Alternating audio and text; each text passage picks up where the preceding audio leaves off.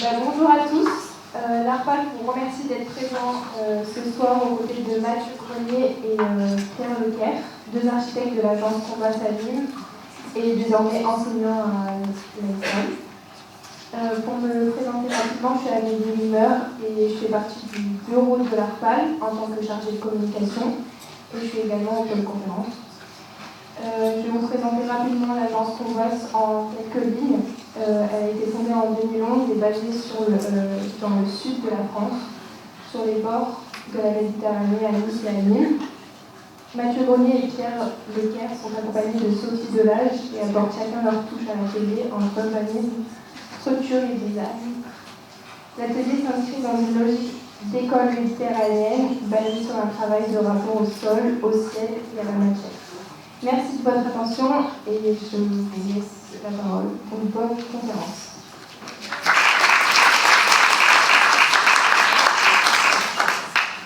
Bonsoir, merci beaucoup. On va vous présenter... On va beaucoup se tourner à vous parce que notre ordi, ça marche pas. On n'a pas de répétition d'écran en fait. On n'a qu'une fois. Alors, on va commencer. On a nommé la conférence Construire moins, est-ce construire mieux? Ce leitmotiv, cette question était pour nous un leitmotiv quand on a créé l'agence d'atelier en 2011. À l'époque, on était à distance. J'étais à Grenoble, Pierre était à Marseille, Sophie était à Nice. On était tous les trois éclatés dans 3 lieux géographiques. Cette question, en fait, la question du construire moins, est-ce construire mieux, elle est à l'origine de réflexion, en fait, menée d'abord dans mes études, parce qu'après l'école d'architecture, j'ai fait un master en urbanisme à Sciences Po Paris, et où certains de mes enseignants nous avaient parlé de la question foncière, de la question du lien entre le foncier et la qualité de construction. On développera ça un petit peu après. Dans un premier temps, vous avez mis ces 2 images parce que ce qui nous avait poussé à réfléchir, et on pense qu'en fait il y a une question fondamentale qui devient peut-être aujourd'hui une prise de conscience sociétale qui est plus marquée, mais en 2007-2008, pendant nos études, la question de l'étalement urbain, du sprawling qui fait tâche des grands shopping centers, des grands centres commerciaux, ces villes par paquet qui défigurent la France, était une question qui était prégnante et en même temps à laquelle il n'y avait pas encore de réponse et d'attitude politique pour résorber cette question de la qualité du cadre de vie. Donc pour nous, ça a été d'abord une question de construire moins parce qu'en fait, si on construit beaucoup à bas coût, on a une dégradation de la qualité du cadre de vie. C'est ce que nous avaient expliqué en fait des enseignants, mais construire moins, c'est aussi moins d'offres potentiellement, et surtout une question de comment on traite la rareté. Or aujourd'hui, on voit que la crise environnementale nous oblige à penser cette question du comment construire moins pour tous, et avec demain le ZEN qui arrive, qui introduit vraiment ces notions-là, et qui seront des questions d'avenir. En face, une situation vernaculaire du village de Sauve, dans le Gard. Cette situation, en fait, qui interroge un rapport, on va dire, plus réfléchi et du long terme aux éléments, plus résilient aussi, avec l'idée de, en fait, ce village qui est perché au-dessus d'une source, d'une énorme résurgence, avec la place du village, qui est comme suspendu au-dessus du paysage et en promontoire au-dessus de la fleur d'eau. Je vais passer la parole à Pierre, je vais essayer de régler ce problème d'aperçu. Comme disait Mathieu, donc on s'est rencontrés, quand on a commencé, on était 3 dans 3 endroits différents, mais on s'est rencontrés chez CAP, Jean Scalori, Azimi Bottino, qui était à la base à Nice, qui ont migré sur Paris. Et l'idée aussi du construire moins pour... On m'entend ? Ouais, on m'entend. Du construire moins pour construire mieux, elle est née un peu là-bas. Elle est née un peu en réaction aussi. Je ne sais pas si vous connaissez l'agence CAP, c'est une agence que nous on admirait, qu'on admire toujours, qui travaille très bien, qui nous ont appris, et c'est aussi la question du construire. On a appris, c'est très important dans notre métier de construire, on est architecte, c'est l'art de bâtir, donc le côté construire, c'est vachement important. Et ce bien construire, cette rigueur du bien construire, de la rigueur du plan, de la rigueur du détail, etc., on l'a appris chez eux. Sauf qu'il y a un truc qui nous dérangeait, on a toujours été un peu des amoureux de vieillerie avec Mathieu et Sophie, et la question de mais pourquoi toujours du béton, toujours et c'est vrai que CAB, la question de la matérialité ou du matériau, en fait, elle se posait pas trop ou assez peu en disant bon, le matériau local à Nice, il y en a très peu, donc c'est du béton. C'est vrai que quand on commence une agence, on a tendance à suivre des modèles quand on s'est construit, on a été élevé à faire du public, donc du coup quand on a commencé, on s'est dit on va faire du public comme eux. Et donc l'idée de construire, on a gardé la rigueur, on a essayé de conserver la rigueur du dessin, la rigueur du détail, la rigueur du bien construire, mais aussi on peut construire autrement qu'avec du béton. Donc en fait c'est venu très très vite en 2011-2012. Ces histoires-là. Donc aujourd'hui, ça c'est pour faire le parallèle avec le construire. Aujourd'hui, donc on était 3 à la base. Aujourd'hui, on est globalement une dizaine, répartis à peu de choses près, kiff-kiff, mais pas vraiment entre Nice et Nîmes. Je salue nos compères nîmois, la moitié de l'agence est là ce soir. Et on essaye de travailler à distance, c'est pas vraiment un problème, ça on en reparlera si vous avez des questions là-dessus, parce qu'on a toujours travaillé à distance, donc Skype très tôt est devenu notre ami, et on continue de le faire, et voilà. Dans cette idée dont parlait Pierre du mieux construire, on était là par notre passage chez CAB et le travail sur un projet qui était tout en béton. On a finalement été marqué, comme tous les étudiants français, dans cette idée que l'architecture devrait être quelque chose de monolithique, où la vérité constructive s'exprime toujours, finalement qui est peut-être un petit peu un antagonisme avec l'idée de l'architectonique, qui est quelque chose qui est beaucoup plus appris dans les écoles italiennes et espagnoles d'architecture, qui est l'assemblage des matériaux et comment, à chaque fois qu'on change de matériaux, on a une rencontre entre 2 échelles de matière et deux contraintes. Du coup, c'est cette idée-là qu'on rencontre finalement plus tard dans le métier et dans notre pratique, alors que nous, on avait cet idéal-là avec le temple de Diane à Nîmes, où l'architecture est une sculpture, on prend la pierre, on la taille, on l'œuvre pour la façonner et faire de beaux espaces. Avec cette idée qui renvoie à la citation d'Auguste Perret, l'architecture, c'est ce qui ferait de belles ruines. Je suis désolé. Avec le petit chou, là, la flèche. Oui. Alors, la prochaine slide sera, en gros, est arrivé, on est arrivé de la question de la réaction. Donc, en fait, on s'est construit aussi en disant, OK, on a envie de construire bien. Il n'y a pas que du béton, il y a d'autres choses. Nous, on est très méditerranéens, on est très attachés pour ceux, bref, vous allez voir, côté contextuel de la chose. Et tout la question de l'ancrage territorial, de la narration dans le projet, etc. Vous connaissez ces discours par cœur. Mais c'était la question de, OK, on est dans un endroit, on parlait de vieillerie tout à l'heure, mais en fait, c'est la question du bon sens. OK, on est à un endroit, il y a une ressource. La ressource a fait appel à des savoir-faire, à une contrainte, à un bon sens de qu'est-ce que j'ai sous la main, comment je la transforme et comment ça devient un bâtiment. Et ça, c'est quelque chose qui nous a toujours intéressé en essayant que ça devienne aussi source de projet en plus de tout le reste. C'est-à-dire que ça façonne un espace, ça va façonner des dimensions de baies, etc. S'il y a un pin dans le Var, je peux construire avec du Douglas ou je peux faire une portée de 10 mètres, je peux le faire. C'est ce qu'on peut retrouver sur les 3 fenêtres marseillais. Les 3 fenêtres marseillais, par exemple, leur dimension est donnée par les poutres qu'on pouvait faire. Par exemple, dans le Poitou-Charentes, il y a des peupliers, vous pouvez faire que 4 mètres. Les travées des maisons, elles faisaient 4 mètres. Donc ça, c'est des questions un peu archaïques, mais c'est des questions de bon sens. C'est des questions, on parlait d'économie de moyens. On avait été habitué à faire du dalle chez CAB, à faire potentiellement, on porte 22 mètres, ok, dalle Cobiax à 600 € du mètre carré en avant Guingamp. Donc nous, ça nous dérangeait un petit peu, on parlait déjà d'écologie, nous on parlait pas trop d'écologie, mais c'était plutôt du bon sens pour nous.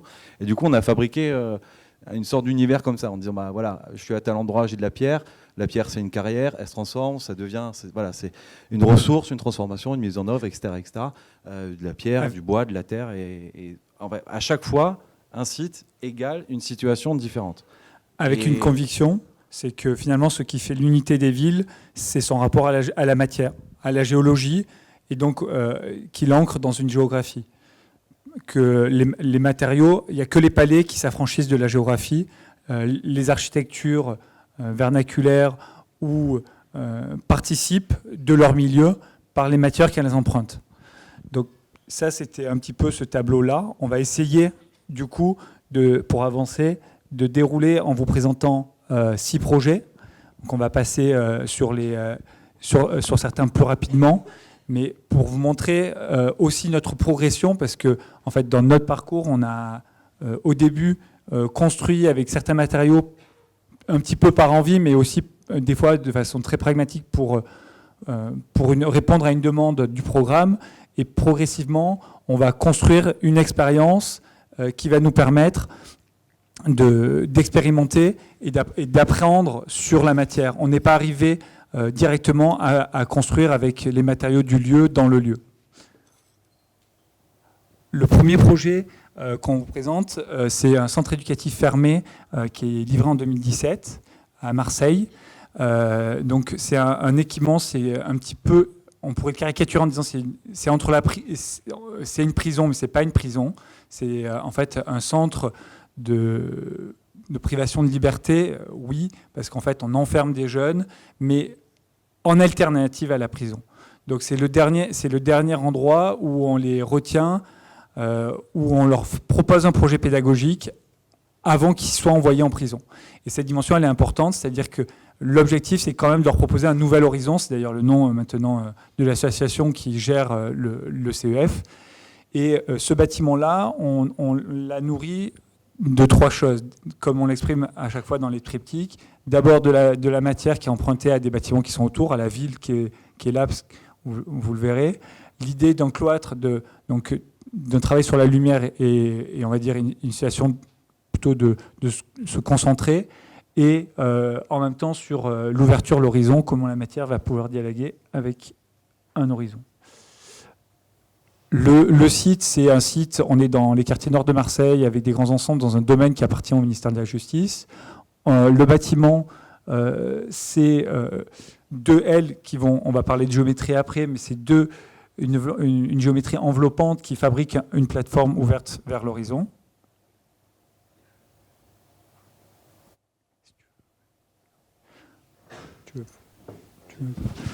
Donc le bâtiment, c'est 2 ailes, c'est 2 géométries en fait. On verra après dans le plan d'étage, mais c'est 2 ailes emboîtées l'un dans l'autre qui viennent s'adosser pour faire à l'arrière une cour de service par laquelle on rentre et on sort, mais c'est les adultes principalement qui distribuaient. Un jardin avec un terrain de sport et un verger, parce qu'on était sur d'anciens terrains, d'anciens vergers, d'anciens potagers au nord de Marseille, sur lequel il y avait un aqueduc qui a mené l'eau de la Durance jusqu'à la ville de Marseille. Et on retrouvait ces plateformes, essayait de refabriquer ces plateformes pour faire un espace de détente et d'ouverture vers l'horizon et vers le lointain, parce qu'on a une vue incroyable sur la Bonne Mer, et sur la Bonne Mer, c'est donc Notre-Dame de la Garde, et sur la mer. Je fais une toute petite aparté, parce que la question du programme, là-dedans, elle a été vachement importante pour nous, c'est qu'on n'avait jamais fait ce genre de programme-là. C'est des programmes qui sont, en termes programmatiques, de fonctionnement très lourds. C'est-à-dire que la moindre erreur, on peut perdre le concours. Sauf que nous, on n'avait jamais fait de prison. Enfin, je dis une prison, en gros, c'est 14-18 ans, un CEF. Du coup, on n'avait pas d'idée préconçue en gros, de ce type de programme-là. Donc, en fait, on l'a abordé d'une façon, quel est plutôt le meilleur bâtiment à cet endroit-là, le meilleur fonctionnement, la meilleure matière, le meilleur ancrage territorial, sans se dire, pour gagner, il faut que ça ressemble à une prison. Pas du tout. Au contraire. Nous, on aime bien l'idée de dire qu'un bâtiment, il ne ressemble pas forcément à ce qu'il doit ressembler, aussi pour des histoires de pérennité. C'est qu'il va être peut-être 20 ans, il va ressembler à ça, mais dans 50 ans, ça peut devenir une maison de milliardaire. Enfin, vous verrez, il y a 2-3 photos, ça peut paraître trompeur. Et pour rien vous cacher, quand on l'a livré, ce bâtiment-là, quand on a fait les appels d'offres, je l'ai vendu à toutes les sauces. C'est devenu une bibliothèque, une maison, un foyer, une école. Enfin, bref, ça vient aussi du plan, et à quoi il ressemble, c'est qu'en fait, ça ressemble tout globalement, sauf à une prison, quoi. Enfin, on a essayé. En tout cas, c'est quelque chose qu'on a essayé. Sur la manière de le construire, en fait, ça a été très pragmatique. C'est d'ailleurs Jean-Paul Laurent qui nous a proposé le mode constructif. En fait, le maître d'ouvrage demandait une isolation thermique par l'extérieur. Et du coup, nous, on avait envie de pierre, mais on ne savait pas trop. Il y avait ces immeubles derrière en pierre d'Estaillade, qui est la pierre avec laquelle la rue de la République est construite. Donc, c'est une pierre qui est présente à Marseille, malgré qu'elle vienne d'Apt, donc d'assez loin. Et il y avait... il nous dit, mais ils veulent de l'isolation thermique par l'extérieur. Et il nous fait plusieurs propositions. On dit, mais oui, mais pierre-béton... dont un mur manteau de 13 cm en pierre et à l'intérieur du béton. Et ça, là, on dit, mais c'est ça qu'il nous faut, parce que la pierre, à l'extérieur, ils ne peuvent pas taguer dessus, ou c'est très difficile parce que la pierre, ça boit beaucoup le graffiti.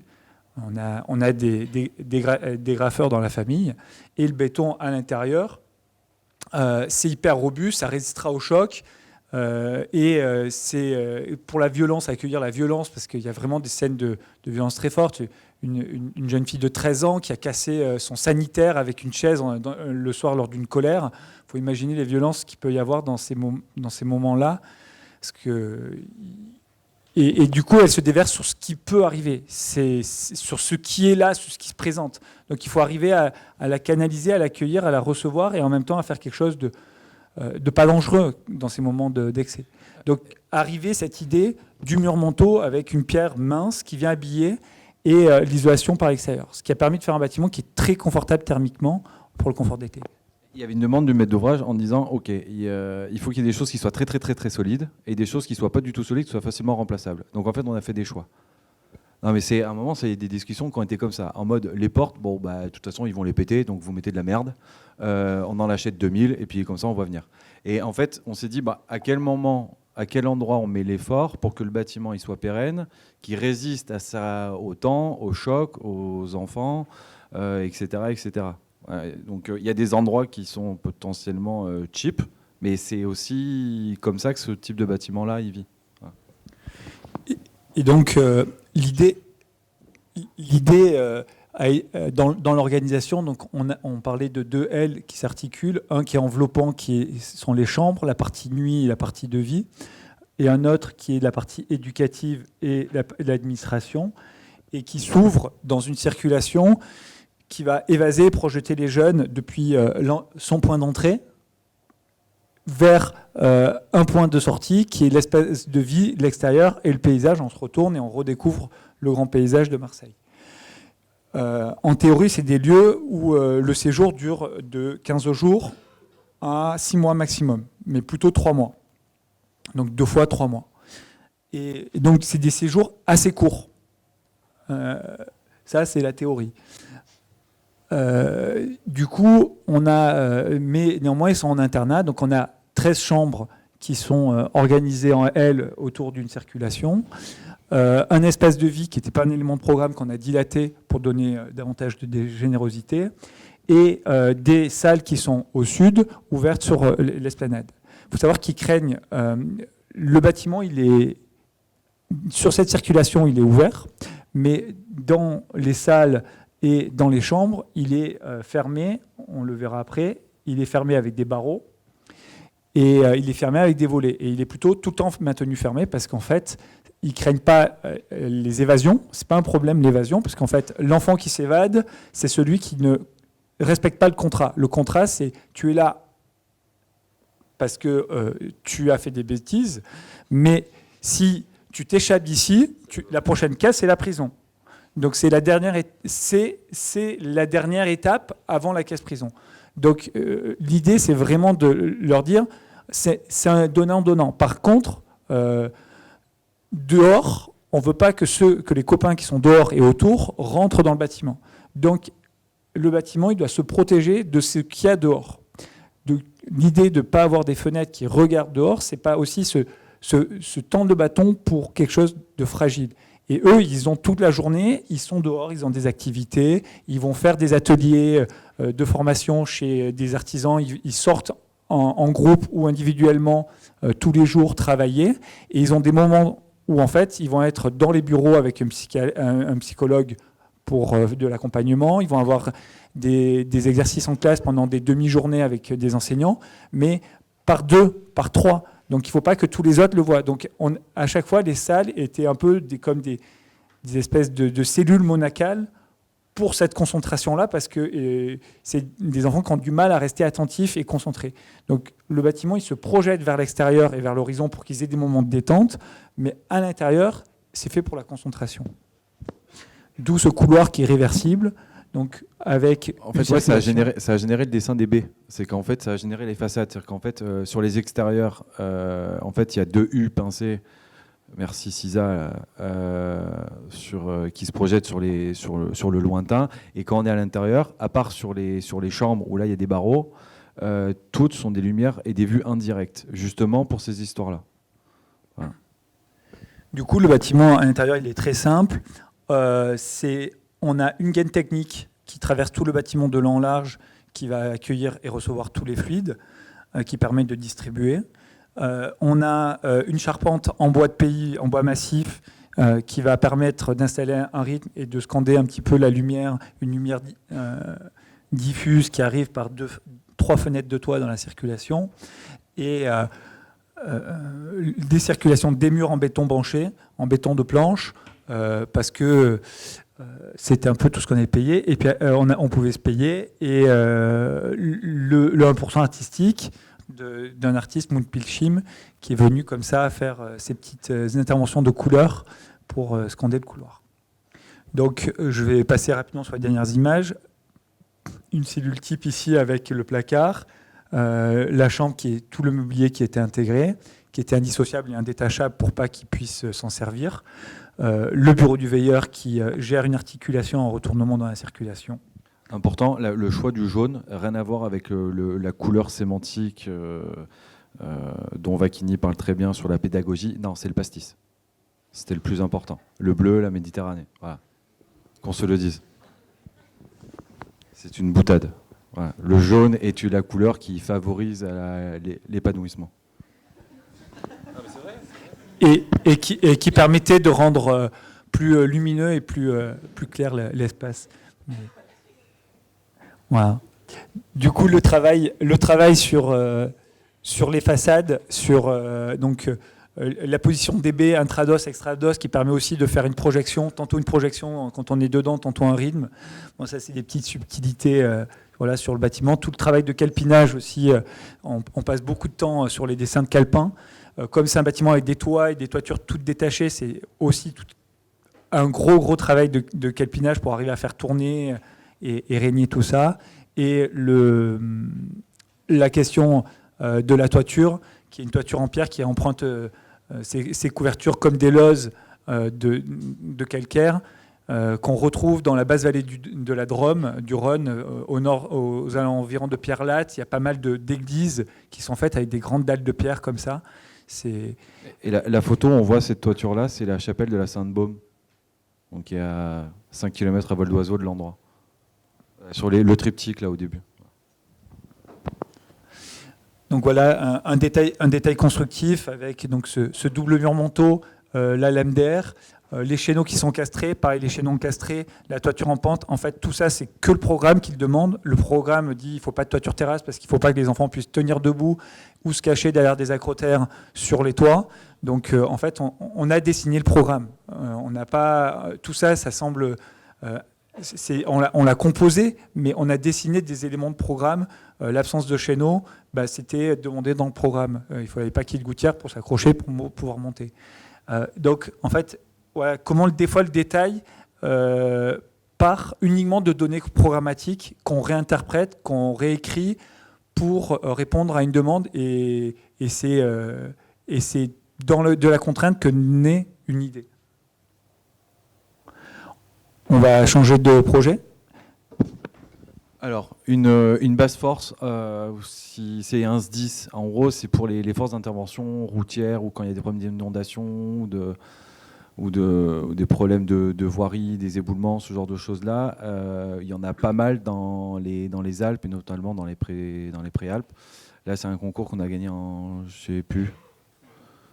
On a gagné quand, celui-là? Je sais plus. Enfin bref, on l'a gagné. Du coup, En 2016. Ouais, je sais En plus. 2017. Bon, on l'a livré il y a 2 ans, 1 an et demi, 2 ans. Toujours ce travail de triptyque en fait, qui permet aussi pour nous de garder une cohérence d'ensemble et vachement utile pour exprimer auprès du maître d'ouvrage ou dans une note pédagogique une histoire de projet. Voilà. Là, c'est ce qui est assez facile dans ce genre de programme-là, c'est qu'en gros, il y a une boîte. Alors je parlerai de la boîte après. En gros, on est dans une situation de... Ouais, j'ai la boîte. Alors, on est dans une situation de combe, c'est-à-dire qu'on est dans une petite creux de vallée et sur un sol complètement pourri, sur un site qui est très très petit. La plus grosse problématique de ce genre de programme-là, c'est qu'en fait, on nous demande un espace de manœuvre d'engin énorme. En gros, quand on a commencé le concours, quand on mettait bout à bout ce qui était demandé au programme, ça rentrait pas. Donc c'était la merde. Donc du coup, on s'est servi des contraintes du site et en gros, c'est dire, on nous demande de faire un vide, ça rentre pas, on va vraiment fabriquer le vide et on va trouver des moyens pour leur dire, regardez, on a bien répondu à la question qui était demandée, mais globalement, qui était normalement pas faisable. Voilà. Du coup, c'est un projet en termes de programme qui est très simple. Il y a des vestiaires, 3 bureaux, une zone technique et un foyer, donc qui est une boîte qui fait 250 mètres carrés, grosso merdo. Voilà. En gros, 200 mètres carrés qu'on a superposé. Et en fait, cette hauteur-là, on le verra, qu'on a empilé, fabrique la hauteur de l'atelier. Donc en gros, c'est une boîte isolée et à côté, une boîte non isolée, qu'on a recouvert d'une grande toiture. On a fait une pierre de coups avec la toiture. Donc, on a rendu d'une façon... En fait, on a fait une vieille bergerie avec des avancées de toit. C'est-à-dire qu'on voit des bergeries, puis le toit de la maison, par exemple, on continue, 3 poteaux, et hop, on fout les tracteurs et tout le bordel. C'est le même principe. En fait, on a repris des archétypes de choses qui existaient depuis la mort d'évêque. Pierre, tu dis c'est tout simple, mais c'est pas tout simple. Non, mais ouais, bon. Mais non, j'essaie de faire vite. L'idée est simple, mais l'idée, c'est de faire, en fait, ça paraît une rationalité poétique. C'est-à-dire que, en fait, le plan et le principe, il est simple, mais derrière, des petites sophistications permettent d'apporter un peu de douceur et de poésie à un programme qui est quand même pas très funky, parce que c'est des gros camions, des gros semis, une station essence. Voilà. Le site, pour en reparler très rapidement, c'était une ancienne... on fait le concours, ça ne tenait pas. On gagne le concours, on nous dit... en fait, c'était une ancienne station d'épuration. Donc, sous le terrain, la plateforme qui est tout en gravier, il y a des cuves et il y a de la pollution et ça va être le problème. Là, on fait OK. On est en contrebas du village de Levins, qui est un village perché, qui est quand même un village qui est classé, où les ABF regardent. Donc, là où je dis qu'il y a une sophistication, c'est que, en gros, quand même, on s'est dit on va faire une boîte isolée en béton. Et là, on essaye de ramener un peu de poésie en disant ce béton, il ne va pas être n'importe comment. Parce qu'en fait, on est au pied d'un immense éboulis de cailloux. Et cet immense éboulis de cailloux, on se dit on va faire des murs en béton cyclopéen en prenant les cailloux et en le mettant dans les branches de béton. Sauf qu'on se rend compte que c'est en zone sismique 4. En fait, ce n'est pas du tout aussi simple que ça.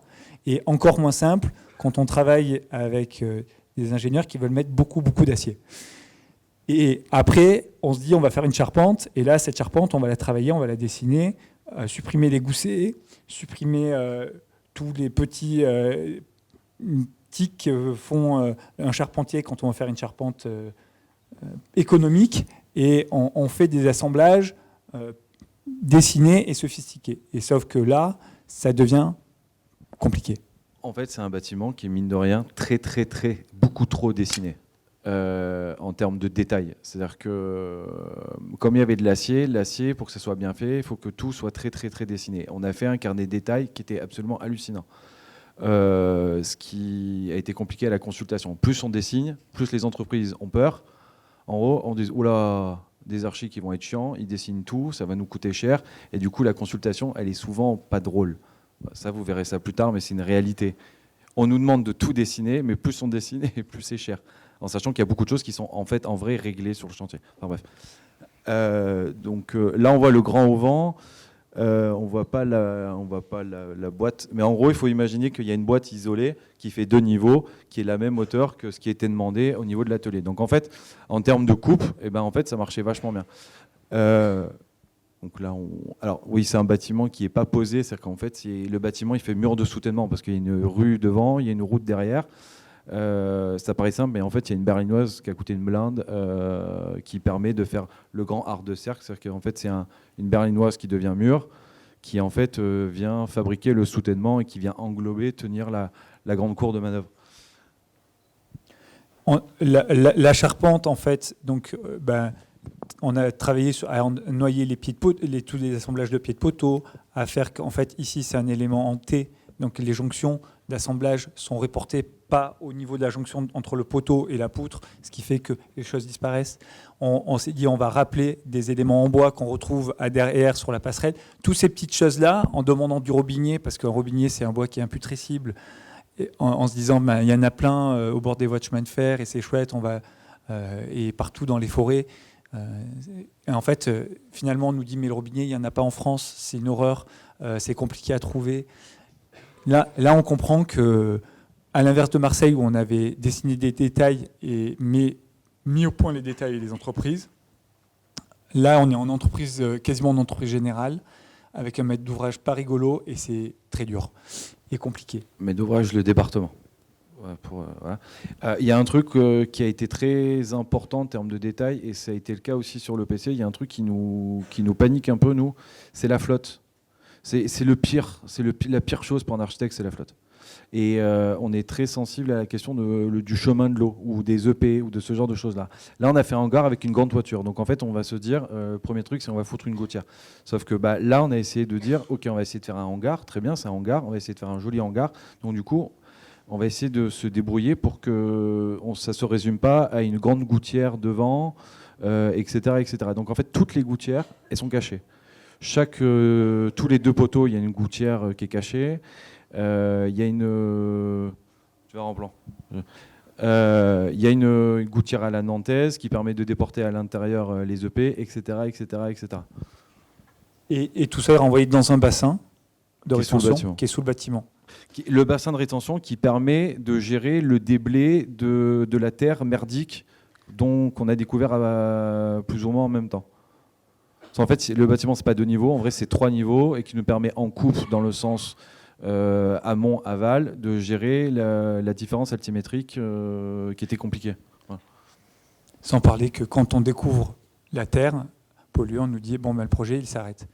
Du coup, là, on leur a dit mais attendez, vous n'êtes pas obligé de l'envoyer à Bellegarde quand on est à Nice, en haut des Alpes. Donc là, on leur a dit non, mais vous savez, vous creusez un trou plus profond, vous mettez la terre polluée dans le trou plus profond, la terre pas polluée, vous la mettez en décharge à côté, ça coûte beaucoup moins cher, et en fait, ça marche. Et là, ils font, vous êtes sûr de ça ? Fait, oui, ça marche. Donc du coup, on a dû creuser si on revient sur la coupe, en fait, sous ce bassin ici, vous avez encore un autre niveau dans lequel on a creusé pour remettre les terres qui étaient polluées, parce que c'était le seul endroit où on pouvait le faire. Donc, bon, ça a été une belle aventure, notre aventure avec de l'acier aussi, où on a dessiné un escalier tout en tôle, une passerelle en bois qui est suspendue à cette façade. Mais on s'est rendu compte que faire du béton cyclopéen, c'est loin d'être simple, surtout quand on veut mettre beaucoup trop d'acier dans le mur. Faire des choses fines comme ça, dessiner une baie quand on s'attache à tout et qu'on veut trop blinder et avoir un carnet de détails presque trop construit au niveau de la consultation, on le paye aussi par la suite. pour revenir très rapidement sur la question qu'on s'est posée, le construire moins pour construire mieux, on a perdu des concours parce qu'on a joué à faire trop les architectes. On a voulu trop construire. Là, pour une fois, on a juste répondu à la question qui était demandée. Une boîte isolée et en gros de faire un hangar. Sauf qu'on s'est dit on va faire le plus beau hangar possible imaginable qu'on puisse faire pour ces gens-là dans le budget qui était imparti. C'est ce qui aussi nous a fait gagner, en plus d'avoir offert le plus d'espace possible devant. C'était qu'on a eu des fois tendance à s'éparpiller, à essayer de dire je fais une maison, je fais un temple. Là, on nous a demandé un hangar, on a fait un hangar. On a essayé de faire un joli hangar, quoi. Après, il y a la question. Oui, alors, il y a des pompiers derrière, donc du coup, on a, avec un terrain de foot, donc on leur a fait une super terrasse, du coup, pour compter les points des parties de foot en dessous. En gros, c'était ça. Et c'est pour accéder aussi à une double circulation. C'est qu'en fait, ils savent jamais comment circuler, ces gens-là. Parce qu'en fait, ils rentrent sales, sauf qu'ils doivent rentrer propres. C'est une sorte de marche en avant, toujours avec des bottes. Donc en fait, on a un peu à la manière des doubles toitures qu'on peut retrouver dans certaines bergeries. Ah, voilà le fameux béton faussement cyclopéen, totalement cyclopéen. On est en zone sismique de la mort qui tue à Nice. C'est un véritable enfer. Quasiment le béton, il est quasiment obligatoire. L'acier, il est obligatoire. Il faut arrêter globalement de rêver dans certains cas. Public, bâtiment de plus de 7 mètres, béton ferrier.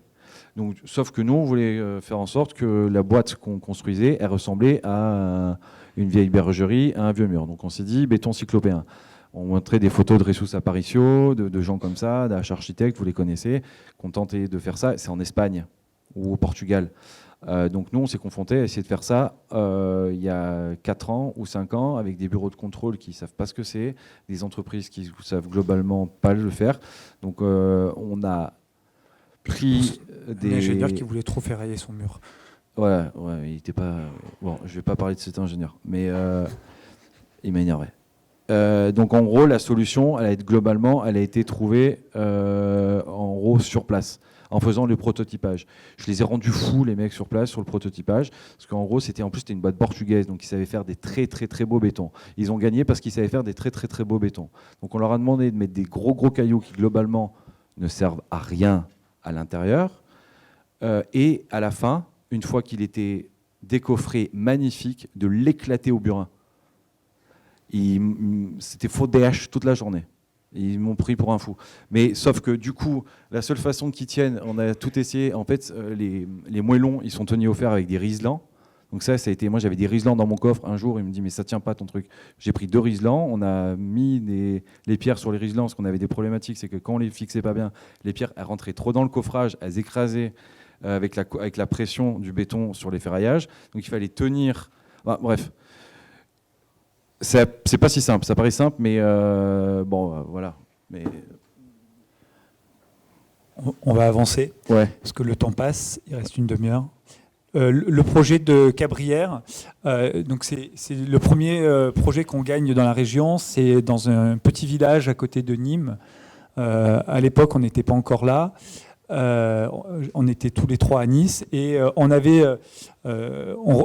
remporte cette commande pour un petit foyer socio-culturel dans un village, dans un contexte d'un environnement périurbain. L'idée qu'on a, c'est on se réunit, on commence à en parler. Moi, j'ai un souvenir de Dolmen que mon grand-père m'avait amené visiter pas loin. Il était passionné de géologie et paléontologie. Pierre dit non, mais si on est dans le périurbain, il faut faire une place. Et on sort de Marseille et on se dit on va faire plus simple, on va le faire en pierre. En fait, il y a 2 questions sur ce projet-là. On est arrivé sur site, il y a un bel arbre. L'arbre, en gros, on le voit sur le parcellaire, il faut conserver l'arbre. Ça, c'est la chose. La première donnée, c'était ça. On est juste à côté de l'endroit où on fait les fêtes votives. Donc les mini-fériades village. Vivent les fêtes votives. Donc on s'est dit, on fait un bâtiment qui maintient cette activité, qui maintient l'arbre, et en fait, le but du jeu, c'était d'offrir de l'espace public et que l'arbre devienne la base du projet. Le projet, il est très simple, c'est faire une grande pièce qui est en gros le foyer et une deuxième pièce, en gros, qui est l'entrée. Donc en fait, le bâtiment, c'est 2 ouvertures. Une ouverture qui s'ouvre vers la mairie, vers l'espace public où il y a les fêtes votives, et la grande baie qui donne à voir l'énorme Icocoulier. Voilà. Donc c'est 2 carrés qui s'ouvrent sur une place et un arbre. Donc, le site qui est Je passe ici. Donc ça, on est sur un terrain vague. Il y a la place pour les fêtes de Haute-Yves, il y a l'arbre, il y a la frondaison, et on est au milieu de ce tissu de maison avec le cimetière. Le plan, donc l'idée, c'était 3 blocs de pierre enchâssés dans la pente et un toit, une couverture en charpente bois et isolé en liège qui fera l'ensemble et qui vient compresser une salle pour des concerts ou des spectacles, des moments en association. Un chemin avec bordé d'un banc qui accueille les visiteurs depuis la mairie vers un foyer et un hall avec une cafétéria, des rangements, une scène et derrière une transparence. Il y a un truc qui a vachement guidé aussi l'implantation du projet, c'est qu'en gros, on est en frange basse du village, sur le chemin, donc le chemin qui borde le côté gauche, le côté ouest du projet, c'est la direction cimetière-église, qui est un chemin qui est assez ancestral dans ce type de village-là. Et la question d'un projet neuf, un projet entre guillemets semi-institutionnel, parce que c'est pas une mairie non plus, mais c'est comment aujourd'hui on tient l'espace public. On est très les murs dans les villages du Gard, de l'Hérault, ça doit être pareil, ils tiennent l'espace public. On comprend l'espace public parce qu'il y a des murs. Donc ça, c'est vachement important de continuer une urbanité qui existait déjà. Et là, on était dans un terrain vague et on s'est dit, il y a un double enjeu. C'est en même temps, quand on descend du village, on offre des murs, on offre, parce que le bâtiment il est légèrement en pente, il est enchâssé, donc il a un statut totalement presque domestique quand on descend du village. Donc on tient avec des murs, on comprend l'espace public parce qu'on tient les murs. Et quand on est en bas, on regarde le bâtiment, on comprend son côté très institutionnel, sorte de truc un peu bourrin, de gros monolithes. Et ce mur, il n'est pas à 2 mètres. Ce mur, il est à 1m60, 1m4. Pour suivre la pente, mais surtout ce 1m60, 1m80, qui fait qu'en fait, on pressent ce qui se passe derrière. Et c'est pas... Il y a quelque chose derrière et on ne sait pas ce que c'est. C'est cet entre-deux qui change beaucoup dans la qualité. Par rapport à la coupe, à la logique constructive, enfin on pouvait construire notre premier bâtiment en pierre massive. Donc on est content, on progresse dans cette idée d'emprunter la matière à la géographie, de construire avec un matériau plus géosourcé. Donc on arrive enfin à construire un bâtiment avec une charpente en bois, un peu plus travaillé, avec de la pierre massive. On refait des couvertures et des dalles en pierre comme on savait faire. Et on isole le tout avec du liège. Donc on progresse sur ça et puis on se dit on va faire deux subtilités. On va faire, pour donner un raffinement à l'intérieur, un parquet en chêne. Et ça nous vaudra des soucis, on vous l'expliquera à la fin. Et on va... La coupe raconte aussi le plan, c'est qu'en fait, ce qui était important, c'était de cadrer. C'est qu'on comprend le cadrage vers l'arbre en plan, on le comprend en coupe. Et du coup, on était bas côté espace public, côté arbre, et on est un peu plus haut côté rue. Donc en fait, on voit ce côté... Et la disposition n'est pas la même au nord et au sud. En fait, au sud, la baie est en retrait pour être protégée. Au nord, au contraire, on vient chercher la lumière diffuse qui va être filtrée par en fait les éléments de l'orgue qui font garde-corps à l'arrière et qui fabriquent un filtre de transparence entre la place, depuis la rue à l'arrière. La salle et la scène se donnent à voir avec un filtre qui donne une gradation et avec une attention sur la lumière, parce que la lumière nord, c'est pas la lumière sud. Une attention à chaque fois pour qualifier précisément cet espace. C'est quoi l'image d'après? C'est terminé? Presque. Alors ça, c'est la deuxième ouverture qui s'ouvre sur l'endroit de la fête votive et le boulodrome. Plus important. Je reviens sur la pierre, parce que comme c'est notre premier bâtiment en pierre, on est un peu naïf. C'est-à-dire qu'en fait, on croit que ça va s'empiler tout seul et que c'est vachement bien et que c'est comme des Lego. Comme on n'y connaît globalement pas grand-chose à ce moment-là, mais on a très très envie de le faire, on s'intéresse, on essaye de prendre des ingénieurs du bureau de contrôle qui savent faire, mais on se retrouve quand même à la question de la sismique. C'est qu'en fait, il ne faut pas croire qu'il n'y a pas de béton. Le plancher, il est en béton. Enfin, le sol sur lequel s'oppose le projet, il est en béton. Les chaînages sont en béton. Donc, c'est pas... On est encore en zone sismique. Donc si on ne trouve pas des ayatollahs d'ingénieurs qui savent tout calculer, nous, on est des architectes, on est très cons. L'ingénieur, il dit ça, on nous dit qu'il ne faut jamais les croire. Moi, des fois, j'essaie d'en croire certains. On se retrouve vite confronté à genre, il ne faut pas être dogmatique. Après, on a appris, on sait maintenant qu'en fait, on peut faire autrement, mais peut-être changer d'ingénieur, quoi. Tu prépares la suite ?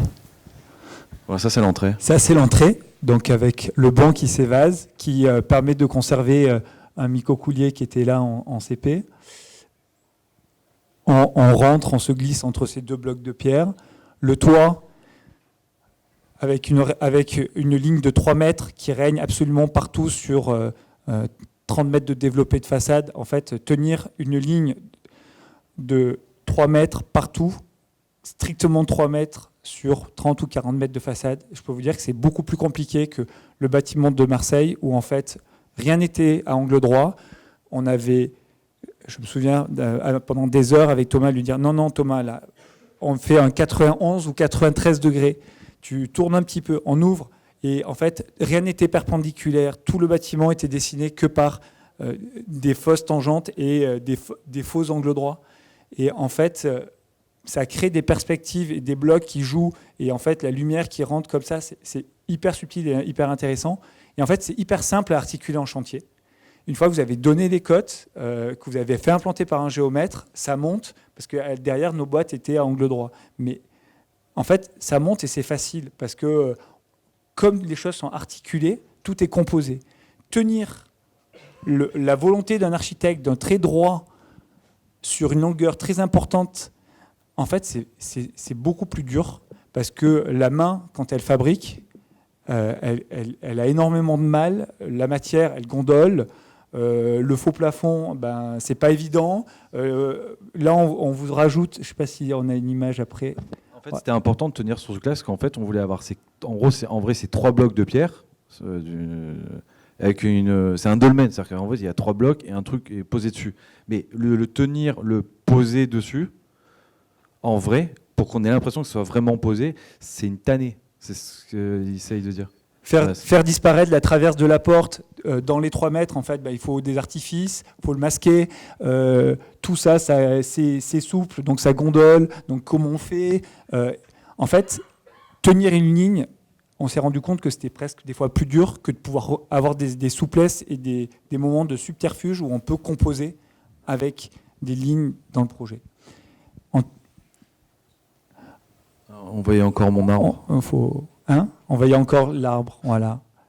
La transparence à l'arrière. Avant de basculer, cet arbre, un jour, à la fin du chantier, le maître d'ouvrage nous dit vous avez mis un beau parquet en chêne, mais moi, des gravillons devant sur la place, c'est pas possible. Quand j'appelle et que je dis ça à Pierre, il me dit mais il n'y aura plus de partie de pétanque. Je fais non, pas là, en bas. Il me fait non, c'est pas possible. Et du coup, chez Sissi, ils vont mettre un tapis d'enrobé et ils vont faire un hippodrome autour de l'arbre. Et je fais non, c'est pas possible. Il fait si, c'est possible. Je suis désolé, Pierre, mais ils ont décidé de mettre de l'enrobé parce qu'ils ne veulent pas de gravillons dans la salle sur le parquet. Et là, je me suis dit, on a mis toute notre énergie à dessiner le bâtiment autour d'un vide qu'on voulait laisser le plus rural possible. Et on n'avait jamais mis d'énergie à dessiner ce vide qu'on n'avait pas pensé. Et là, on s'est dit, il faut vraiment qu'on fasse quelque chose. Et on y retourne. Et là, ils ont coupé un des 2 arbres qu'il y avait dans la cour. Donc, la couronne de l'arbre avait réduit de moitié. Donc, le vide qui était vraiment habité par ce grand arbre s'est retrouvé d'un coup un peu orphelin. C'est quasiment le projet qui a été dessiné par l'arbre. Il voulait couper mon arbre. Aberrant. Du coup, on s'est dit, on va progresser parce qu'on ne va pas rester sur un échec. Et on s'est dit, on va dessiner des parcs. Et donc, du coup, beaucoup de chance. On se fait appeler par des ABF qui appréciaient notre travail, et parce qu'on avait eu un prix du CAUE pour le bâtiment de Cabrières, et ils nous disent, il y a un projet. Et puis, parce que je l'avais appelé pour le problème de l'arbre, et ils me disent, on ne peut rien faire pour votre arbre, par contre, on peut peut-être vous aider sur un autre projet. Et donc là, il y a un maire qu'on rencontre à Vezenobre, un très très beau village, qui est sur un oppidum entre Nîmes et Alès. Et en fait, ils ont un champ de foire. Donc c'est en fait un reliquat d'un très beau château du XVe siècle qui est classé, qui est un parc gigantesque. Et une partie a été détachée et avait fait un champ de foire à la Révolution. Donc c'est l'endroit où il se passe le marché. Et ils avaient des cols en contre-haut et un terrain agricole qu'ils ont récupéré dans une succession d'un héritage. Ils l'ont préempté, ils l'ont acheté. Et ils ont agrandi ce champ de foire pour en faire un grand parc. Et avec cette idée, bon, Vezenobre, c'est un village de touristes, mais il n'y a que des touristes et résidents secondaires dans le vieux village. Les vrais habitants de Vezenobre, ils vivent dans la plaine, dans des villas. Et tous les commerces sont le long autour du champ de foire. Ici. Donc le maire dit, je voudrais que vous me dessiniez un parc. Du coup, on prend la commande. Je vais en parler rapidement. Pour nous, l'attention de cette commande, ça a été l'opportunité de travailler sur le chemin de l'eau. Parce que, en fait, quand on est arrivé sur site, ce champ de foire était trempé, gorgé d'eau. On avait... j'ai sauté l'image. Non, je l'ai enlevé. J'ai voulu éluder. On avait en fait une fontaine, une résurgence quelque part par là, en dessous de l'école, et des veines d'eau partout dans le site. Du coup, on a travaillé sur canaliser, construire ce chemin de l'eau depuis le haut jusqu'au bas, en la faisant traverser tout le site par des mares, des fontaines, des noues. Comment on récupère aussi tout le système de ravinement, parce qu'on est à flanc de coteau. Comment on récupère toute cette eau pour la ramener jusqu'en bas. Donc, la première intention, ça c'est la situation de l'oppidum de Vezenobre. On a dessiné une esplanade haute, parce qu'on est au bord d'une ancienne nationale. Cette esplanade haute, elle est protégée et elle donne lieu à un puits qui vient là. Puis en dessous, on fait un parvis pour une école qu'on va retourner et ouvrir sur un jeu d'enfants où, pareil, on a un peu peut-être des problèmes avec les marchés publics. Et du coup, on s'est dit, on va faire venir un sculpteur de jeux sur bois. En fait, à Nice, il y a la coulée verte avec une espèce de gigantesque baleine incroyable. Et mes enfants et les enfants de Sophie adoraient passer des week-ends à jouer dessus. Du coup, coup de bol, le mec qui fait ça, il est à Monoblé, il est à 25 km de Vezenobre. Du coup, on l'appelle et on lui dit, ça ne vous dirait pas de faire les jeux pour Vezenobre. Il dit, ah bon, ouais, pourquoi pas. Au début, il ne nous dit pas tout à fait ça, mais on finit par le convaincre que ça pourrait être sympa. Et il va travailler avec les enfants pour raconter une histoire et inventer un dragon blastophage. Du coup, c'est assez sympa. Ça permet de raconter comme ça ce grand jeu qui va habiter la terrasse juste à l'entrée de l'école. Donc des enfants, au bout du chemin, vous avez l'entrée de l'école et vous avez ce jeu où tous les enfants vont tous les matins jouer une demi-heure, font 10 minutes. Il faut que les parents maintenant les tirent pour les arracher de là. Bien sûr, à côté, on a mis une mare dans laquelle il y a la naissance de la source. Non, je ne le vois pas. Non, j'ai supprimé la photo. On a fait une mare dans laquelle il va y avoir des beaux poissons rouges et un parc pour gérer le parc.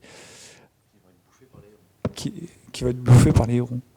Et en bas, on réaménage assez sobrement ce dessin-là. Donc ça a été une aventure.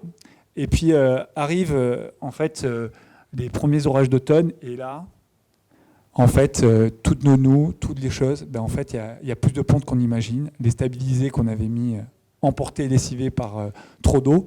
Donc quand on a voulu travailler le chemin de l'eau, on s'est rendu compte que l'eau chez nous, elle est plus forte qu'on imagine et qu'elle ramène tout le temps. Donc on a dû rajouter des modelés, retravailler le terrain. Et on va enfin livrer le parc dans 15 jours, 3 semaines. On touche au but, mais ça a été une belle expérience avec des paysagistes avec qui on travaille depuis le premier projet chez CAB, de travailler sur ce chemin de l'eau, le dessin des sols, et passer on va dire d'une autre question, de dire on nous coupe des arbres, nous on a pu en planter 200 sur ce projet-là, et il y avait un côté assez agréable et plaisant de dessiner des sols, de dessiner par des petits murets, traiter toute cette question de la pente. Et en fait, un sol, c'est jamais plat. Comment on fabrique une horizontale? Toutes ces petites questions-là, ça a été une belle aventure. Ah ben voilà les photos. Ça, c'était le terrain avant. J'avais dû les déplacer au lieu. Donc le fossé qu'on a transformé en nous, la rue qu'on a supprimée, etc. La mare qu'on a créée, toutes ces nous, les puits, le fameux fossé. Et puis quelle chance d'avoir autant d'eau chez nous.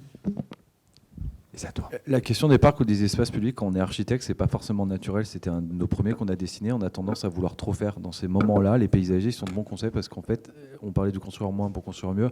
Là, il faut essayer l'impact. Il faut essayer d'être le plus juste, de le faire le moins possible. Parce que la question, c'est le naturel, c'est le végétal. Donc c'est, je sais pas si je suis très clair dans ce que je dis. C'est que là, il faut pas jouer l'architecte ou être le plus faire du pointillisme en gros. On a tendance à tartiner dans tous les sens, alors que là, justement, il faut le faire à l'inverse. Donc, c'est compliqué à concevoir, ça. C'est pas naturel, forcément. Il faudrait faire un semestre entier sur ce genre de choses. En fait, c'est important ce que tu dis. En gros, ce projet... Non, mais c'est vraiment... En fait, c'était la disparition d'une rue, ce qui n'est jamais bien évident. Donc, on a essayé de faire supprimer une rue, la faire devenir un chemin, et de fabriquer une esplanade pour préparer un équipement associatif que le maire voulait positionner à côté de l'école. Donc, on a fabriqué une esplanade haute avec un mur qui fabrique une horizontale là où il y avait une pente. On a dévoyé une route qui était tordue, qui était quelque part par là. Et on a fabriqué un muret qui tient devant le skatepark. Un skatepark qu'on a enchâssé pour le faire disparaître dans le sol. Et tout le reste, on a laissé le terrain tel qu'il était et juste fabriqué des rigoles et des chemins qui accompagnent l'eau dans le site. Donc c'est vraiment, ce que dit Pierre, c'est vraiment, en fait, il y a très peu d'interventions. En gros, il y a une pelle mécanique qui a creusé des tranchées, on a supprimé des tuyaux, enlevé de l'enrobé et fabriqué un mur. On pourrait résumer ce projet à dire, on a fait un grand mur plié et 2 grands bancs, et après installer des arbres et faire des fossés. Et un boulodrome. Mais voilà, c'était une belle aventure, on en sort et qui va pour nous dans cette idée de construire moins et en fait de construire davantage le paysage, le non bâti que le bâti. Et de prêter vraiment une grande attention à ça. Après, on ne prétend pas être des paysagistes, clairement on l'a fait avec Jean-Baptiste et Aline de Martel et Michel, qui sont des paysagistes qu'on adore, avec qui on s'entend très bien. On a fait le projet, on s'est rencontrés sur le projet de la Trinité quand on était chez Cab Architecte. Depuis, on travaille tout le temps avec eux. Et c'est vraiment un projet qu'on a fait avec eux. On va présenter là, c'est un projet de logement. On a de la chance, je sais pas si vous avez remarqué, mais il n'y a pas un programme qui est identique. On a un bol monstrueux. Ce qu'on s'ennuie jamais, c'est qu'on arrive à avoir plein de programmes très différents.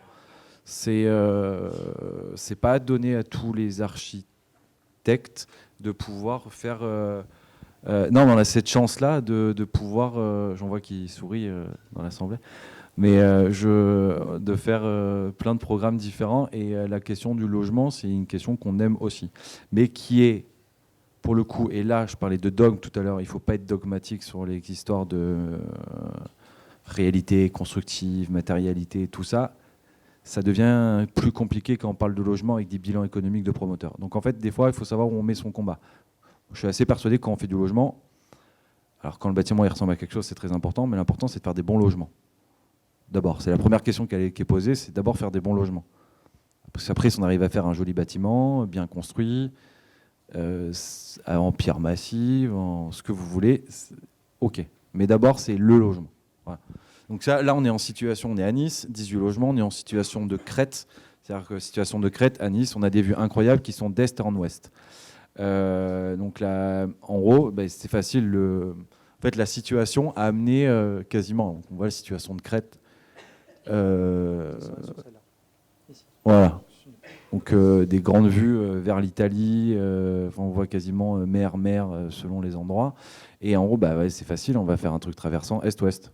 Voilà. Sauf que, donc là on voit la maquette. Voilà. En gros, on a fait exactement ce qui a été dit. C'est qu'en fait, on a fait des bâtiments, des logements est-ouest, totalement traversants. Pour bien faire ça et mener à bien plein de choses, on a utilisé le système de coursive. C'est que 18 logements, on ne pouvait pas se permettre d'avoir, pour faire du traversant, le mieux, c'est d'avoir une cage pour 2 logements. On connaît les plans courants, sauf que là, 18 logements, on ne pouvait pas se payer 3 cages d'escalier. Donc, une cage d'escalier, coursive déportée, mais vraiment déportée, c'est-à-dire qu'il y a 6 mètres quasiment de décalage, il y a 4 mètres intérieurs, c'est vraiment déporté, avec de la pleine terre entre les deux, qui fabrique un filtre, tatati, tatata. On le verra bien en coupe. Donc là, on voit le bâtiment. Alors là, pour le coup, archétype ou pas archétype, là, c'est l'archétype du logement. C'est-à-dire qu'on a fait des logements le plus standard possible traversant. Le plan WI, tout le monde le connaît. La question, elle est venue des cafouches. Vous connaissez les cafouches? Voilà. En gros, la hantise des ABF, des promoteurs et tatati, c'est dire il n'y a pas de cellier, ils vont mettre du bordel sur les logements, sur les balcons, ça va ressembler à rien. On dit ok, pas de souci. De toute façon, on adore les cafouches, il faut des cafouches. En fait, le cafouche a fabriqué quasiment l'image du projet. Donc c'est un projet cafouche. C'est-à-dire que là, on les voit bien. Les cafouches, c'est les kikis qui sortent là. C'est des celliers en français. Celliers, oui, pardon. Cellier, buanderie extérieure. Cafouche, mais c'est en Occident aussi, non? Marseille. Marseille, voilà. Cafouche. Donc du coup, chaque logement a 2 cafouches. Au sud, à l'est, côté grand paysage, chaque logement en a 1 ou 2 selon, voilà. Ils font 1m20 comme ça, enfin 1m40 comme ça, on peut tenir les 2 bandes de 60. Enfin, du coup, ce qui en fait organise le plan. Enfin, le plan, il est quand même simple. Et de l'autre côté entrée, les cafouches, ils se transforment en petits ponts. Voilà, donc un coup, les grands logements ont leur cafouche, mais au final, ils servent de pont. Après, la grande bataille de ce... Alors, ça n'a pas été facile de faire gober à un promoteur le fait de construire des cafouches très grands, qui dépassent, qui viennent fabriquer... Enfin, la poésie, il y avait une référence de Pouillon, Donald Judd et Vacchini, ils en ont rien à secouer, ces mecs-là. Ça, donc du coup, leur dire pourquoi on fait le cafouche qui est déporté avec la dalle en retrait. Alors, il faut être romantique. Hein. C'est-à-dire qu'en gros, c'était aussi la question du séparatif. On dit, vous avez des problèmes de cafouche, vous avez des problèmes de séparatif, une solution, c'est celle-là. Et puis, on va faire un bâtiment simple, blanc et en avant. Là, voilà, c'est les intérieurs, là. Parce que surtout, en fait, si on faisait le cafouche dans le même plan que la dalle, il y a une règle liée à l'ombre, c'est que si vous mettez la verticale dans le même plan que l'horizontale, par l'ombre, ça ne marche pas. Vacchini, il a dit qu'il ne faut pas faire, on ne fait pas. Donc, on a été respectueux, on a écouté. Donc la coursive, elle se détache pour faire vraiment un jardin à l'arrière, à l'est, et avec des claustras. Et c'est vraiment planté, on le voit, c'est vraiment de la pleine on ne vous ment pas. C'est-à-dire que ça, c'est une glycine, on est quasiment au dernier niveau. Donc ça, en fait, ça c'est que ça marche vraiment. C'est pas de la fausse végétation. Ah oui, alors la grosse bataille, oui. En fait, le plus dur, ça a été le positionnement de la gaine de la cuisine. C'est quasiment 4 mois de négociation pour éviter d'avoir la gaine en façade. Le fait d'avoir la gaine au milieu de l'espace traversant nous permet d'avoir une mutabilité, une flexibilité.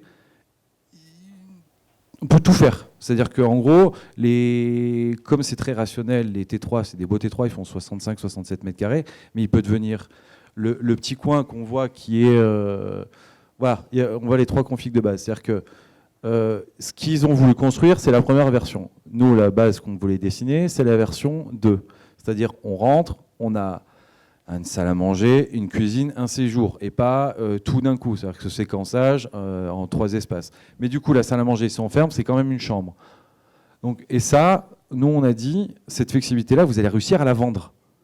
C'est-à-dire qu'en fait, c'est d'un point de vue de commercial, le dire que votre truc il peut muter dans le temps, si vous avez un problème, vous devez travailler chez vous, si vous avez un enfant supplémentaire, si vous devez récupérer votre mère, j'en sais rien, mais c'est-à-dire que ça peut muter facilement.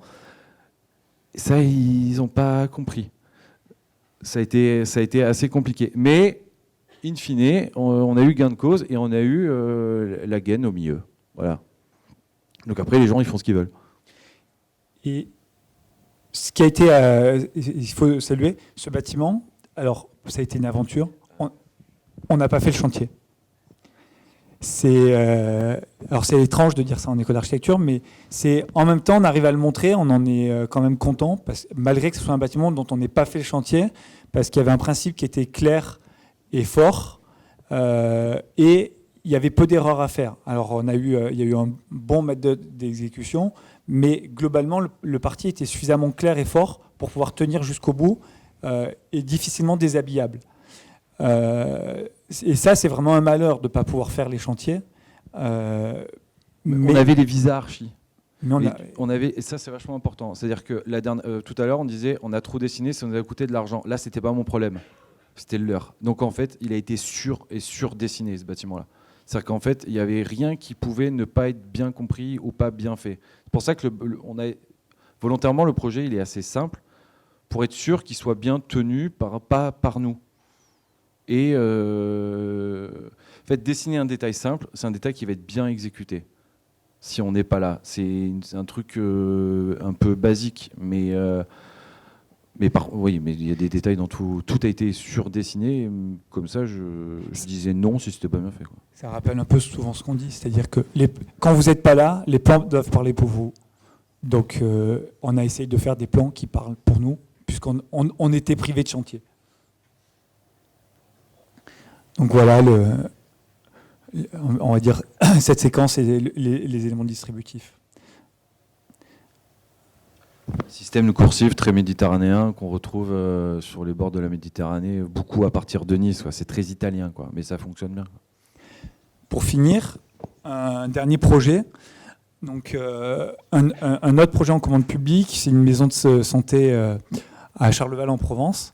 C'est un bâtiment qu'on a gagné il y a 3 ans et demi, pendant le Covid, qu'on a conçu pendant le Covid.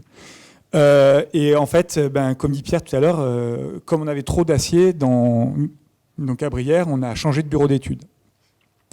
On a rencontré à Nice, il y a quelques années, un autre bureau d'études, un géotrouve-tout, un mec un peu fou, qui en fait a décidé de construire en terre du site, donc de prendre ce qu'on trouve sous les pieds d'un bâtiment et de dire on va faire des murs avec, et pour que ça soit aussi soutenable, on va enlever l'acier que tous nos ingénieurs mettent à foison dans les murs. On va mettre le moins d'acier, pas enlever totalement, mais mettre le moins d'acier possible dans tous ces murs. Et pendant 3 ans, on a essayé de trouver des projets pour répondre et travailler avec ce monsieur, et on n'y arrivait pas.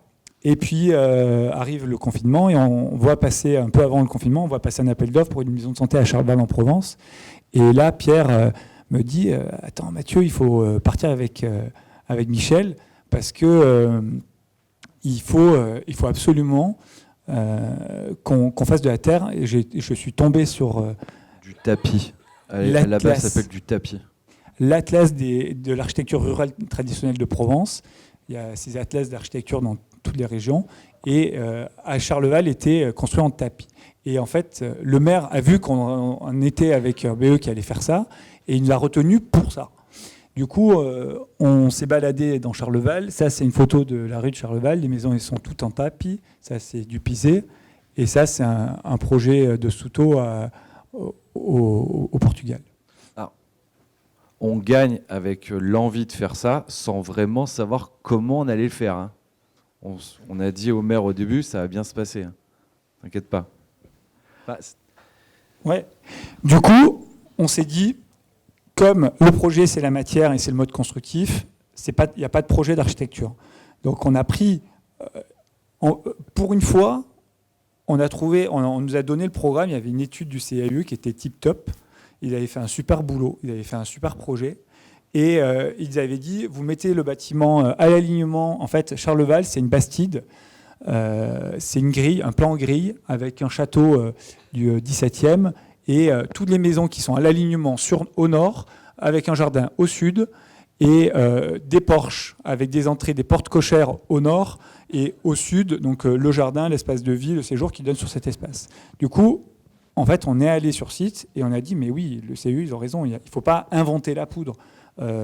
Donc, on a gentiment mis le bâtiment à l'alignement, au nord, en tenant la rue et en faisant un jardin au sud et en disposant le programme, pas tout à fait comme il avait préconisé, mais presque. On a suivi à la lettre les éléments. Ils avaient préconisé de conserver un mur en pierre meulière dans l'angle. On a gardé le mur en pierre meulière. Ce mur, on l'a surmonté d'une terrasse pour le chien de l'orthophoniste, parce qu'il y avait une médiation canine qui était faite, et que quand on mettait en fait les médecins généralistes et le dentiste en bas, on avait pile poil calé le programme avec donc la médecine G en bas et tout ce qui est paramédical à l'étage.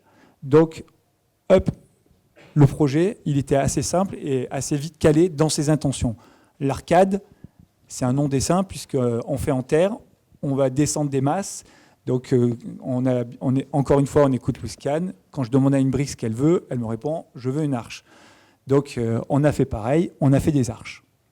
Donc, le bâtiment, le projet, c'est l'alignement dans la continuité d'une maison existante. On fait des grandes arcades en double hauteur qu'on va légèrement tendre un petit peu plus que les anses de panier qui sont au nord. Et on va exprimer le plancher avec des grandes allèges. Je reviens sur le côté moins construire, parce que c'était comme c'était ce qu'on a vendu au début. Là, on a gagné aussi parce que on avait des 3 projets, l'emprise au sol la moins importante. C'est-à-dire que pour une fois, on a essayé de ne pas jouer à l'architecte. C'est-à-dire que le programme, il tenait pile poil dans l'alignement de la maison sur 2 niveaux. Et ben voilà. Des fois, est-ce qu'un autre un concurrent ou confrère qui a fait un très beau projet, mais il voulait absolument faire un cloître, ils ont fait un cloître. Mais du coup, avec un étalement de dingo, il n'y avait plus de jardin, ou le jardin il était à l'intérieur. Mais ça aussi, le côté, on est dans un milieu très constitué d'un village. Il y a une maison, on continue quasiment la maison, parce qu'en fait, on s'en rend très bien compte quand on le voit là aujourd'hui. C'est que le bâtiment, il suit quasiment, tu m'arrêtes Margot si je dis des bêtises, mais c'est quasiment les mêmes proportions, un peu de choses près, un peu la hauteur, mais c'est on a l'impression qu'il a toujours été là, quoi, en termes de gabarit. C'est d'ailleurs souvent les gens, quand ils passent, qui viennent visiter, ils font « mais c'est neuf ça ?» Et donc on voit en fait la façade nord, dans la rue, on avait une série de 4, 5 portes cochères qui étaient bouchées ou en activité. Et nous, on est venu rajouter ces 6 arcades au nord. Donc cette question de non-dessin. Au sud, la double hauteur, elle venait parce que juste à côté, il y a une belle maison d'un ingénieur qui s'était payé une maison d'un architecte. Malheureusement, on ne nous a jamais dit le nom de cet architecte, mais avec ce grand porche en double hauteur. Et on s'est dit au sud, on va retrouver ce principe de la double hauteur, de la grande arche. La grande arche qu'on va proportionner, tendre légèrement. J'avance, donc ça c'est des photos du projet tel qu'on l'a conçu. Je passe avec des planchers.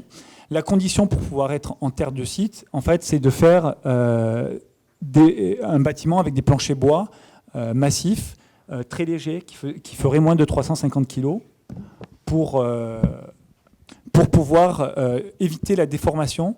Les ingénieurs parlent souvent de problèmes de contreventement, mais là, ce n'est pas le contreventement, c'est les efforts tranchants. Bien sûr, s'il y a un diaphragme, le plancher fait diaphragme, mais c'est pour éviter les efforts tranchants qui vont cisailler les murs au milieu. Et tout en servant de diaphragme et de chaînage périphérique à l'ensemble. Donc, on a ces diaphragmes en bois qui sont rigides, mais plus souples qu'un plancher béton. Il faut surtout éviter de mettre un plancher béton. Et on a des tirants, des bretelles qui vont compacter et éviter la déformation des rectangles dans le plan. Donc ça, au stade concours, on essaye à chaque fois de faire des petites coupes comme ça qui racontent comment le projet, on imagine qu'on va le construire. Donc l'idée, c'était de récupérer les matériaux de terrassement et de démolition pour faire des pierres en moellon. Parce que pour le coup, là, on avait trouvé un ingénieur qui savait faire des fondations avec du béton cyclopéen en incorporant les pierres dans les fondations en béton sans mettre d'acier dedans. Donc du coup, bingo. Donc on se dit on va faire ça. La réalité du chantier fera que il nous manque une étanchéité en fait, pour les parties enterrées. Donc on le bâtira légèrement différemment, mais elles resteront faites avec les terres. On va caler le bâtiment dans le site à une altitude assez précise pour faire que l'extraction de 300 mètres cubes de terre permette de compenser les 300 mètres cubes nécessaires à l'élévation des murs et des façades. Ça, c'est le plus important de ce projet-là. On enlève 300 mètres cubes, on construit avec 300 mètres cubes. Il y a 95% des terres qui sont réutilisées, qui ont servi à faire le projet. Et ça, c'est le plus important. C'est-à-dire que le décaisser, c'était... en plus, l'ingénieur, il est complètement fou. C'est-à-dire que lui, pour le coup, c'est un vrai dogmatique. S'il dit je ne peux pas construire avec la terre du site, je ne fais pas. Donc en fait, il va se démerder pour trouver une solution de quoi faire avec la terre qu'il y a. Et donc du coup, les terres, elles sont toutes réemployées sur site dans 2 technologies, dans 2 modes, soit dans des bétons de site, soit dans des blocs de terre compactés. On n'a pas pu le faire sur site parce que le site était un peu trop petit. On l'a fait dans une carrière à 2 km, à 1 ou 2 km à la sortie du village, où on avait la place et on a pu se répandre et faire les 1200 blocs qui constituent le bâtiment. Donc, on va caler comme ça le bâtiment dans le site, fabriquer un peu comme à l'EPC une colonne vertébrale pour distribuer les fluides et avec des arêtes, des gaines qui vont monter et distribuer la ventilation dans chacun des étages. Ce bâtiment... Les fluides, c'est vachement important quand on veut avoir des planchers bois. C'est que si on veut montrer du bois, il ne faut pas se merder sur les fluides. C'est que les fluides, il faut les anticiper si on ne veut pas les subir en chantier. D'où la colonne vertébrale. Et après on la cache et on remonte. C'est pour aussi éviter d'avoir des 60-60 démontables partout, quoi. Si vous voyez ce que je veux dire. Du coup, donc ça, c'est cet élément-là. Et on a une autre chose qui est un peu engagée, peut-être qui peut sembler contre-intuitif. Ce bâtiment, il est non isolé, en plancher et en façade sud. Tout en étant conforme à la réglementation thermique. Parce qu'en fait, il a été calculé que les apports solaires passifs sont plus importants grâce la journée en hiver que les déperditions la nuit, surtout sur un immeuble de bureau.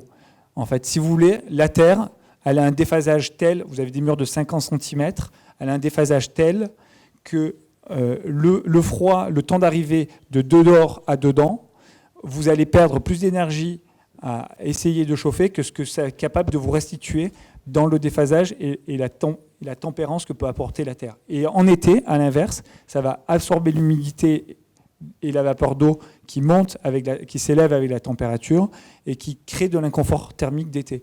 Donc, le fait de ne pas l'isoler, ça vous permet de profiter de l'inertie du sol et de la régulation ambiance au niveau de l'hygrothermie, de l'hygrométrie. Pardon. Ça a été aussi possible parce que le fameux ingénieur en question, il a aussi fait la STD. Et toute la thermique du bâtiment. Donc c'est un ingénieur structure, mais du coup, pour mener à bien, pour aller à fond dans cette idée-là, il fait aussi ces choses-là. Donc ça aide, c'est-à-dire qu'il n'y a pas de confrontation entre un ingénieur structure et un fluide qui dit non, moi j'ai raison, ouais, t'as raison. Voilà. Donc du coup, comme il maîtrise les deux et qu'il voulait faire ça, il a réussi, il s'est démerdé pour fabriquer la STD qui allait bien, quoi. On n'a pas menti, mais ça aide. Alors, du coup, le bâtiment, ça c'est l'image concours de la circulation à l'arrière avec donc cette arcade, le plancher bois. Ça c'est en chantier quand on monte les bétons. La qualité de comment on coffre des bétons de 40 cm parce que ça a une poussée, ça a une force et comment on fait aussi pour traiter les arêtes. Peut-être une erreur et un échec parce qu'il ne faut pas oublier qu'on coule avec le tout venant du site. Donc on a des cailloux qui font jusqu'à 7 cm, 7 voire 10 cm dans des murs en béton qu'on voulait laisser bruts. Donc dès que ça arrive dans les angles, en fait les angles éclatent. Donc comment on fait ? On reprend pas, on fait des chanfreins. Il est venu trop tard l'idée de faire des chanfreins. On referait ce bâtiment-là, il y aurait des chanfreins. Voilà. Mais en faisant ces erreurs, on apprend et on progresse. En gros, si plus le caillou il est gros, plus l'arête nette dont on rêve très jolie, elle est quasiment pas faisable. Pour des histoires quand on vibre, etc., etc. Pourtant, Giancarlo nous l'avait dit. Giancarlo Ranalli, c'était le 4e associé qui s'est vite parti, qui s'est émancipé, mais avec qui on a travaillé à l'époque chez CAB et qui nous disait toujours des chanfreins sur les baguettes d'angle. Vous les tiendrez jamais. Mais on l'a oublié. Quand on a dessiné, on l'a oublié. Et maintenant, je m'en souviendrai. Donc voilà un peu la matière avec laquelle on va monter les murs. Ces blocs de terre compactés, là c'est une série de blocs qui vont partir à l'ENTP Lyon pour faire des tests à la compression. Ils sont sciés, voilà, ils sont à la tranche sciée. Ces blocs, ils ont une qualité, en fait, ils font 2300 kg par mètre cube, donc c'est à peu près autant que la pierre de Beaulieu. Et non, ils font plus que la pierre de Beaulieu, donc il va faire 2007. Et la pierre de Beaulieu, je crois, fait 2003. Enfin bon, en gros, c'est plus dense, plus dur que de la pierre. Et ça, c'est de la terre qui est stabilisée avec 12% de ciment et pas d'eau. La terre contenue dans l'eau suffit, en la pressant à 200 bars de pression, à 200 MPa pardon, pas 200 bars, 200 MPa mégapascal de pression. On presse le bloc dans un robot et on sort comme ça ces 1200 blocs qui vont faire les façades, qu'on va empiler comme des Legos, comme si on construisait ce bâtiment en pierre massive. Et c'est d'ailleurs parce qu'on allait chercher une entreprise qui savait faire de la pierre massive, qu'on avait ces expériences en pierre et en pierre massive, qu'on a pu faire ce bâtiment. Parce que pareil, ça a été une énorme expérience de calpinage, avec les éléments qui sont en rouge, qui sont en béton de site, coulé. Les éléments qui sont en vert et bleu, qui sont les éléments de bloc. On ne pouvait jamais resscier dans la hauteur les blocs. On l'a fait sur 12 blocs. Ces 12 blocs, en fait, j'ai appelé une carrière avec qui on avait travaillé à Tavel, qui a accepté, parce que c'était la seule carrière qui pouvait nous tailler les blocs, parce qu'il fallait une carrière avec des scies à diamant très durs, et les scies, par exemple, de pierre de Verse ou de pierre de Beaulieu sont plus tendres, et donc c'est pas les mêmes scies de diamant. Parce que dedans, vous avez plein d'incrustations de pierre marbrière, donc il fallait des scies de marbrier. Donc il a fallu trouver une scie de marbrier qui a un diamètre suffisant.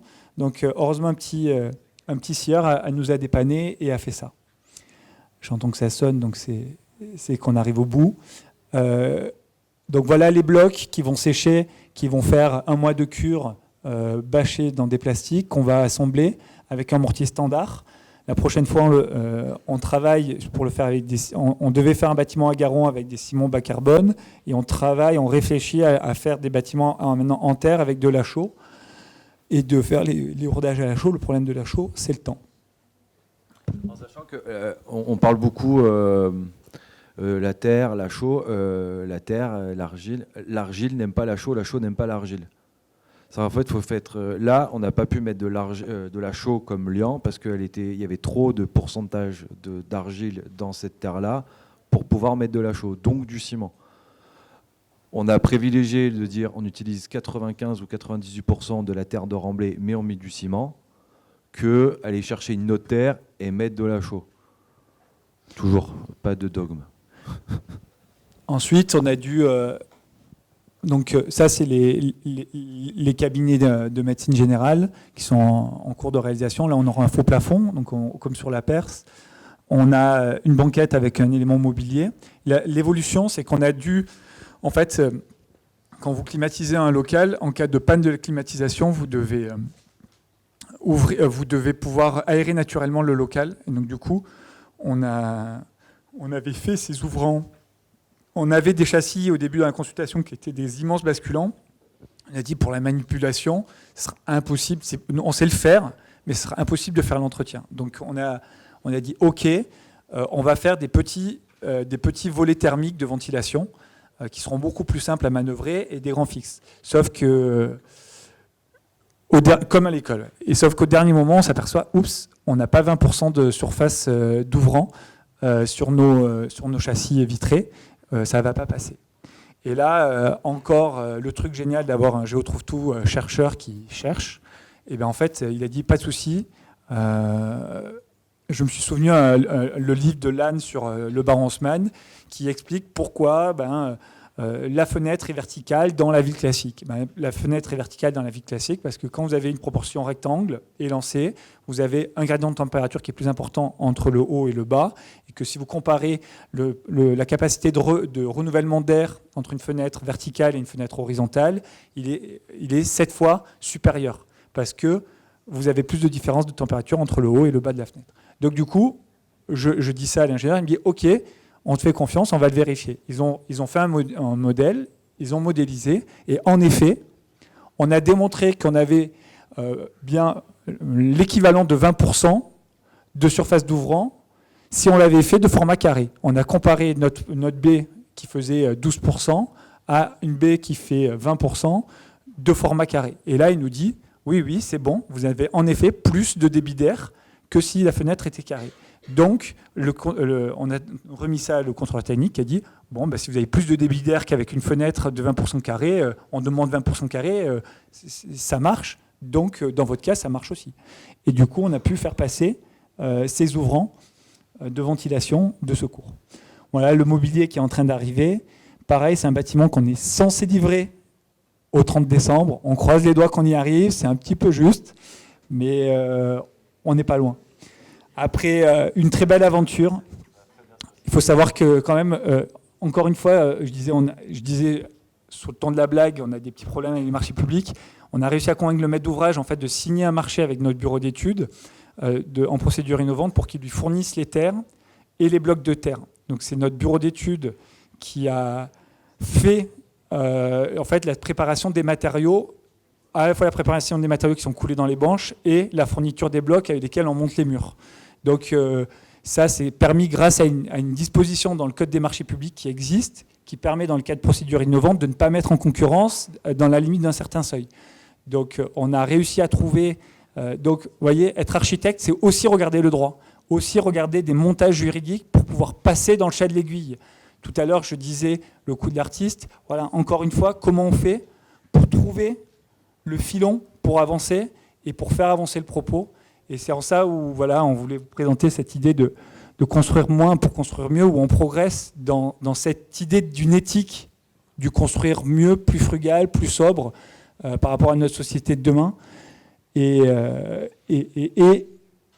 sans jamais lâcher la question du dessin, de la géométrie, de la qualité des espaces, de la qualité de la lumière, qui est pour nous la question principale et la question de l'architecte. Je passe rapidement sur les photos de chantier qui sont récentes.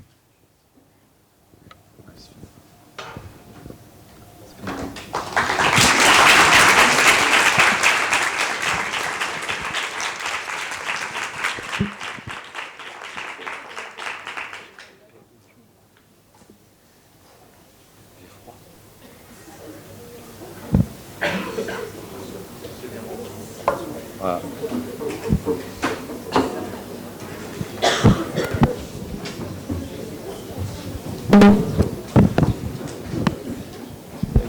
Est-ce qu'il y a des questions ou il faut partir? Il y a un brave là-haut.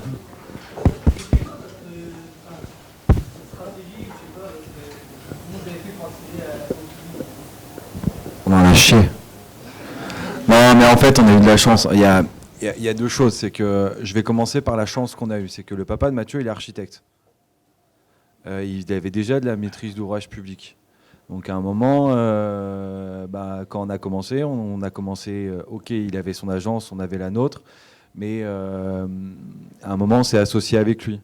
Le PC, au début, c'était lui qui était mandataire. On est devenu mandataire, mais ça nous a mis le pied à l'étrier, on n'en serait pas là. Je suis assez franc là-dessus, s'il n'y avait pas eu Éric Grenier, qui n'est pas là ce soir, mais voilà. Qui est le quatrième associé qui a remplacé Giancarlo quand il est parti. Donc, non, mais oui, ça c'est une chance. Après, on s'associe beaucoup. On est un projet sur deux, quasiment, on est en association avec d'autres architectes parce que on pense avoir aussi à continuer à apprendre et à partager. Voilà. Ça c'est quelque chose qui est vachement important pour nous. En gros, passer 6 millions d'euros de marché de travaux, on s'associe parce qu'on n'a pas les reins. On n'a pas la bonne ref. En gros, c'est ça. Oui, ça c'est une approche comptable. Après, il y a une oui, pragmatique. Mais même il y a une approche. Nous, on on a fait des concours avec plein d'archis où on a appris des choses.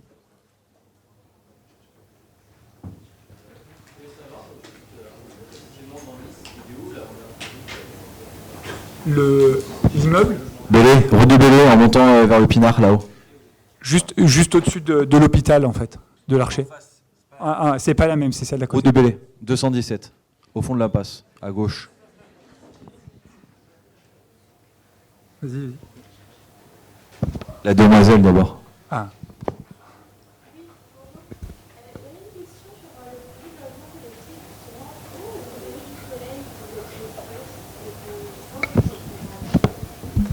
Alors, c'est une très bonne question. À l'est, c'est là où il y a les coursives, c'est pour ça qu'il y a des claustras.